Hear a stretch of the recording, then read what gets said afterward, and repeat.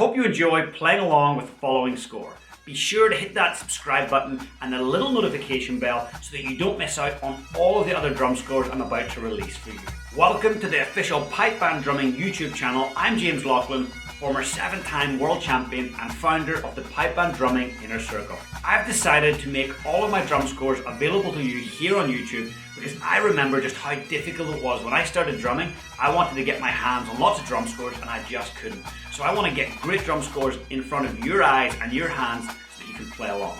Today's video is recorded by Sebastian in South Africa. He's one of my top Pipe Band Drumming Inner Circle students and an open drumming solo champion. If you'd like to get your hands on my entire drum score collection, I've made it available to you in PDF and audio format using the link in the description below for just $9.99. And if you want to slow down this video so you can play along, there's a little toggle where you can slow it down quite a bit. And it's the best way to master things is to slow things down. So feel free to slow the video down, and repetition is what builds experience. It's what builds confidence. It's what builds execution as a drummer. So feel free to come back to this video and repeat it over and over. Have fun.